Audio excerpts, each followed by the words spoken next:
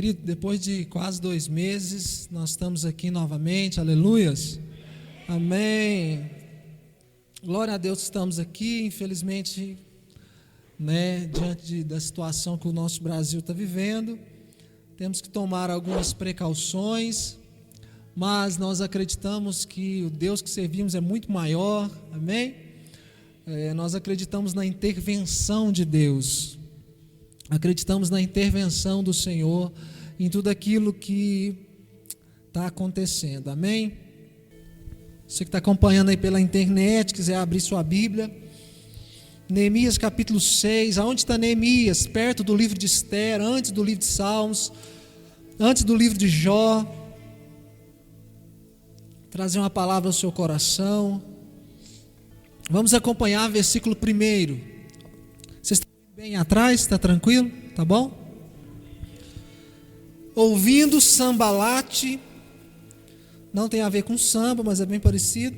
Ouvindo Sambalate, Tobias e Gesem, o árabe, o resto dos nossos inimigos, que eu tinha reedificado o muro e que nele já não havia brecha nenhuma, embora até esse tempo eu não tinha colocado as portas e os portais, Sambalate e Gesem mandaram-me dizer: venha, nos encontremos em uma das aldeias da planície de Ono, porém tentavam fazer mal contra mim, de modo que eu lhes enviei mensageiros com essa resposta: eu estou fazendo uma grande obra e eu não vou poder descer, porque cessaria a obra enquanto eu deixasse e fosse ter com vocês.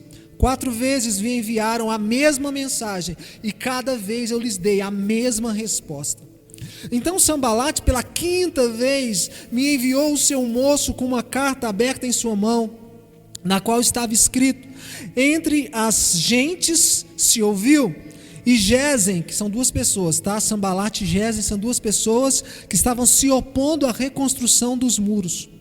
Entre as gentes se ouviu, e Gesem diz que tu e os judeus estão intentando se revoltar, por isso vocês estão edificando o muro. Além do mais, segundo se diz, eu ouvi falar por aí, alguém está falando que você quer ser o rei deles. Presta atenção. E você colocou profetas para proclamar em teu favor, a teu respeito em Jerusalém, dizendo: há rei em Judá. Ora, essas coisas chegarão aos ouvidos do rei. Portanto, vem, consultemos, conversar. Deixa eu ajudar você, vamos conversar, vamos fazer uma reunião. Eu mandei essa resposta: de tudo o que você está dizendo, coisa alguma aconteceu. Do teu coração você está inventando isso.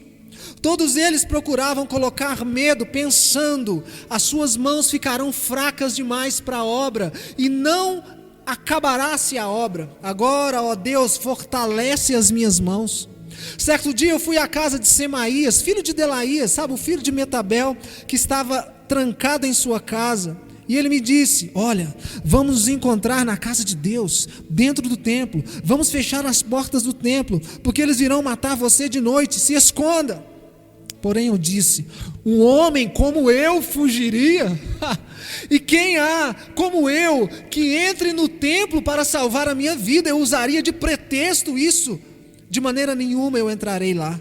Então eu percebi que não era Deus quem o enviara, mas que ele tinha profetizado contra mim, porque Tobias e Sambalate o havia subornado. Ele tinha sido subornado para me intimidar, a fim de que eu assim fizesse e pecasse, para que eu tivesse de que me infamar. Versículo 14. Lembra-te, ó meu Deus, de Tobias e Sambalate, conforme as tuas obras, e também da profetisa Noádia e dos demais profetas que têm procurado colocar medo em mim. Assim acabou-se o muro aos 25 do mês de Elul, em 52 dias. Deixa eu te dizer algo, nós estamos vivendo, querido, um tempo onde a arma que o inimigo tem mais usado, não só contra nós, igreja, mas contra todas as pessoas, se chama intimidação. Intimidação é uma palavra derivada do medo. Querido, o medo ele é normal no coração de todas as pessoas, no coração do crente, no coração do descrente. O medo é anormal no coração do pai de família, da mãe de família, no coração de líderes e pastores. O medo é normal, ele é um sentimento. Toda alma sente medo. Agora de duas maneiras podemos nos portar diante do medo. Ou eu deixo o medo me dominar, ou eu enfrento o medo. E diante de tudo aquilo que vai acontecendo, eu vou batendo contra. Olha, essa doença vai te matar. Seu marido vai te largar. Sua esposa vai te deixar. Seus filhos vão morrer. Olha, você não vai conseguir ficar na igreja. Ou você diante disso vai se intimidando e vai começando a parar de fazer. Olha, você não vai conseguir comprar sua casa não. Você não vai conseguir pagar seu terreno não. E agora, querido, sua empresa vai fechar. E você fica, nossa, é mesmo? E agora? Agora, o que eu faço? Você vai ser mandado embora. Pastor, tudo estava dando certo, de repente recebi uma notícia. Querido, quantos aqui já não receberam notícias que saíram do seu controle? Notícias que não estávamos esperando. Pastor, dormi rico, acordei pobre. Dormi casado, acordei solteiro. Dormi saudável, acordei doente. Dormi firme no domingo, de manhã eu já queria largar tudo. Quantos de nós, quantas vezes isso não aconteceu? A Bíblia que diz, querido, que Neemias intentou no seu coração reedificar o muro da cidade de Jerusalém, que há mais de 70 anos estava destruído. E quando ele começou a fazer, querido, ele denomina de grande obra. Ele conseguiu reconstruir, querido, 25% do muro de Jerusalém. Ele não fez tudo, tá? Ele reconstruiu tudo em 52 dias? Não, ele reconstruiu uma parte. Mas mesmo assim era muito difícil, porque ele pegou, querido, judeus fracos. Você vai ler aqui no livro de Neemias e no livro de Esdras, algumas vezes está escrito assim, estes fracos judeus. Você vai ler isso, aí você vai se perguntar, por que fracos judeus?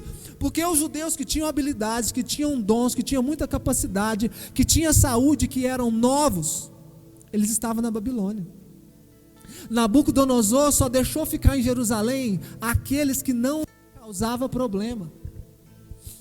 Então ficou lá só os velhos, os que tinham problema, aqueles que não davam conta de carregar nada. Foram esses que estavam sem esperança, sem líder, sem liderança. Foram esses que Neemias foi lá, deu uma palavra de fé, uma palavra de coragem para eles e disse o seguinte: olha, o Senhor Deus é conosco, reedificaremos os muros de Jerusalém, querido. E deixa eu te falar, foi mais ou menos 60 dias, quase 60 dias, 52 dias.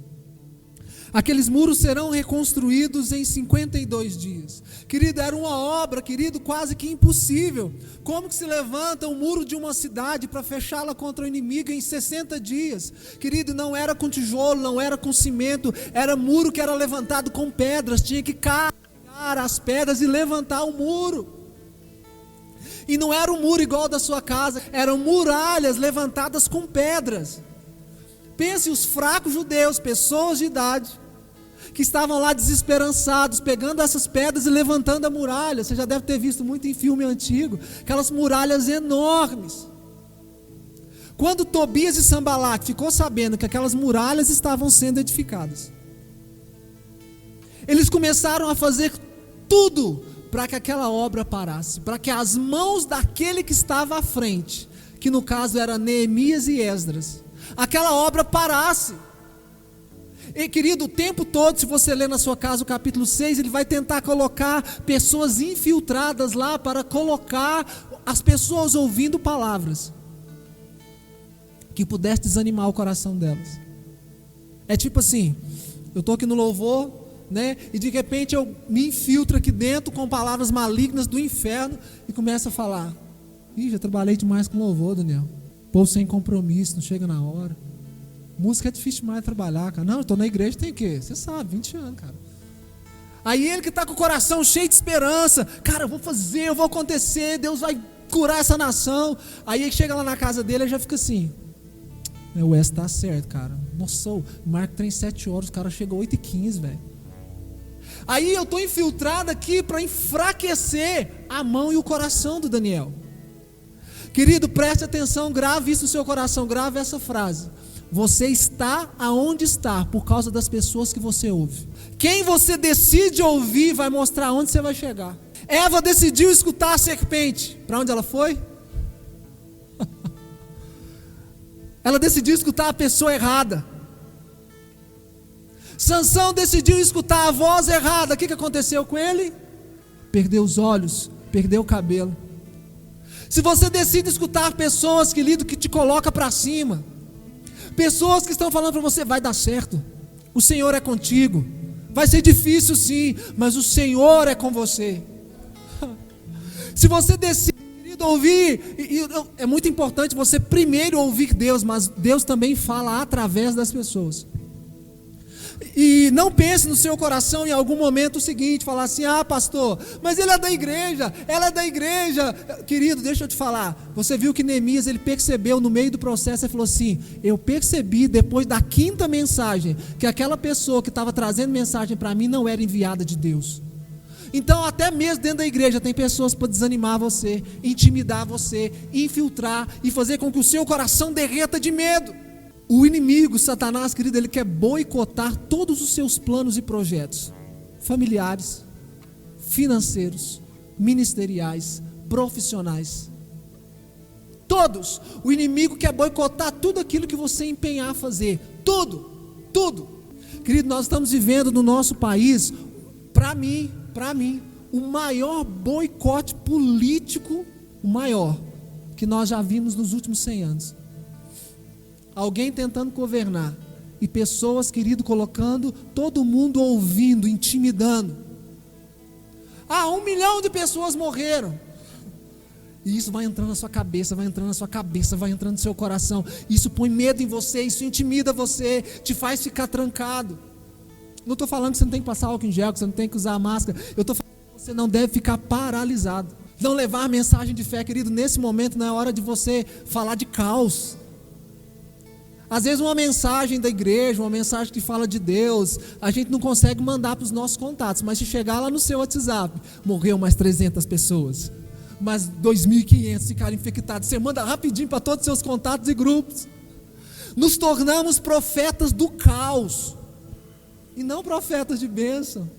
Querido, preste atenção, nesse momento, quem você vai ouvir? Pastor, eu escutei um negócio que vai acontecer isso, vai acontecer aquilo. Querido, passa a ouvir a voz de Deus. A sua realidade não é o que o mundo está vivendo, a sua realidade é o que a palavra de Deus diz. Você entende isso? Não escute outras vozes. Querido, na hora do caos, ou você escuta outras vozes, ou você anda por revelação. A revelação fala, a voz de Jesus falava assim, Pedro, pode colocar o pé para fora do barco. Enquanto ele ouviu a voz de Deus, ele andou. A hora que ele ouviu outras vozes, que eram os ventos que trazia, querido, ele começou a afundar. Você está entendendo? Decida andar pela revelação que vem do céu. Jesus, quando estava no deserto, passando 40 dias, querido, sendo treinado pelo Espírito Santo, o diabo falou assim, transforma essas pedras em pães. O que Jesus responde? Nem só de pão viverá o homem, mas de toda palavra que sai da boca. Deixa eu te contar uma coisa, não está escrito isso na Bíblia. Naquele dia que Jesus disse, mas o homem vive de toda palavra que sai da boca de Deus, isso não estava escrito na Bíblia. Existem 2 tipos de palavra, a palavra logos, que é a palavra escrita, e a palavra rema, que é a palavra falada. 40 dias atrás Jesus tinha ouvido, tu és meu filho amado, e em você eu tenho prazer. Então Jesus não estava, querido, presta atenção, Jesus não estava sendo guiado por algo escrito, ele estava sendo guiado por algo falado. Às vezes, querido, o que Deus falou no seu coração não está na Bíblia, mas Ele te falou. Deus falou que esse momento ruim vai passar, está escrito na Bíblia? Mas você ouviu a palavra que sai da boca de Deus. Ande por revelação. O inimigo vai querer boicotar seus projetos, não deixe. O inimigo vai colocar medo no seu coração. Você tem que ouvir a voz todo dia, todo dia, todo dia, todo dia. E eu vou encerrar aqui, querido. Vou repetir algo para você. Você precisa ter 6 coisas nesse momento. Não são passos, mas preste atenção. Nesse momento, para que os seus projetos e planos não afundem, você precisa primeiro ter foco. O que Neemias teve foi foco, ele não saiu do foco. Qual é o seu foco? Segunda coisa que você tem que ter, perseverança. Quantas coisas você já começou na vida e parou? Cursos, relacionamentos, ministério dentro da igreja. Quantas coisas você já começou e parou? Lhe falta perseverança. Pastor, comecei um projeto assim para dar cesta, para tirar a gente da rua, para andar de bicicleta, para emagrecer, ou para engordar. Meu projeto é engordar um pouquinho. Cada um tem um projeto. Aí você não conseguiu continuar firme nos seus projetos, falta o quê? Perseverança. Terceira coisa, você precisa ser corajoso. Pergunta meu menino de 2 anos o que ele mais tem. Ele vira para mim e fala assim: eu sou corajoso igual Davi. Nós precisamos ser pessoas corajosas. Você tem que levantar de manhã e falar: cara, eu vou trazer o alimento para minha casa. Eu não sei o que vai acontecer no fim do dia, mas eu vou brigar, eu vou levantar, eu vou trabalhar. O Senhor é comigo, eu vou para a igreja, eu vou orar e vou encher meu coração de fé. Querido, isso é coragem. Mas se acontecer algum problema, eu não morri com medo. Por que Davi pegou 5 pedras esse meio? Eu vou te contar uma. Davi, ele tinha uma coragem tão violenta que ele desce no ribeiro e falou assim: eu vou pegar 5 pedras. Naquela época, todo o exército tinha que levar para frente de como aquela os seus heróis de guerra. Aquiles, os caras bons de briga, toda guerra, eles tinham que estar lá. No livro de Crônicas fala que Golias tinha 4 irmãos. O pai de Golias chamava Rafa. Você vai ver lá no livro de Crônicas, Isbenote, Lamim, Saf e o outro eu esqueci, que eu não sou obrigado a saber tudo. Davi pegou 5 pedras porque ele falou o seguinte: eu matei Golias, se por um acaso os 4 irmãos tomar a dor dele, eu mato os outros 4. Será que ele era corajoso ou não, um menino de 16 anos? E deixa eu te contar mais uma, que é essa aqui, querido, você tem que saber. Davi, ele era da tribo de Judá, ele era querido da família dos benjamitas. Se você ler o livro de Juízes, capítulo 20, versículo 15, lê na sua casa que não vai dar tempo. A Bíblia fala que aquela tribo dos benjamins era a tribo mais bem treinada e infunda das 12 tribos. A Bíblia fala que com o braço esquerdo na tribo de Benjamim tinha 700 homens que numa distância, querido, de quase 100 metros, com a mão esquerda, com uma funda, acertavam um fio de cabelo sem errar. Está escrito, sem errar. Você acha que Davi falou assim: vou brincar de estilingue com Golias? Ele sabia o que estava fazendo. Ele não era um menininho por um acaso que caiu e falou assim: vamos brincar de estilingue para matar Tizil? Ele estava com a mão esquerda, ele sabia: eu estou levando 5, eu não vou levar 20 pedras, eu vou levar uma pedra para cada irmão de Golias. Foco, perseverança, fé. Não perca sua fé, não negocie sua fé. Você precisa ter amor naquilo que você faz, na sua família. Você precisa ter amor no seu trabalho, amor na igreja, amor no seu ministério. E a 6ª coisa, querido, você precisa ser uma pessoa disciplinada. Precisamos de disciplina. Eu falo para minha filha mais velha: filha, se você quiser aprender, você vai ter que ter disciplina. Se você esquecer o instrumento hoje, ele te esquece amanhã. Se você esquece a Bíblia hoje, amanhã ela te esquece. Precisamos de ser disciplinados, orar todo dia, ler todo dia, estudar todo dia, seja o que for, disciplina. Eu quero emagrecer, querido, fecha a boca. Ah, mas eu estou com fome, querido, morre de fome, mas disciplina. Disciplina. Aleluias. E eu vou encerrar aqui. A voz que você ouve vai mostrar para onde você vai. A voz que você ouve vai te mostrar para onde você vai. Fique de pé, querido. Não posso estender muito. Abaixe sua cabeça, querido, vamos orar. Senhor, nós te louvamos e te adoramos por esses poucos minutos na sua presença, mas que o nosso coração se alegra muito, Deus. Estamos aqui com a tua igreja, esse povo corajoso, disciplinado, perseverante, cheio de fé, cheio de amor, Senhor. Eu acredito que na mão de cada um você vai colocar 5 pedras para matar cada gigante que se levantar na vida deles. E eles acertarão de maneira tão certeira, Senhor. De maneira tão certeira que o inimigo com um golpe vai ter que cair, Senhor. em o nome de Jesus Cristo. Maior é aquele que está em nós do que aquele que está no mundo. Se Deus é por nós, quem será contra nós? Nós cremos que nada nos separará do amor de Deus. Nada nos separará do amor de Deus. Nem altura, nem profundidade, nem os anjos, nem potestades, nem a morte e nem a vida nos separará do amor de Deus que está em Cristo Jesus. Nós cremos, Senhor. Um dia Deus olhou para essa nação. Aleluia.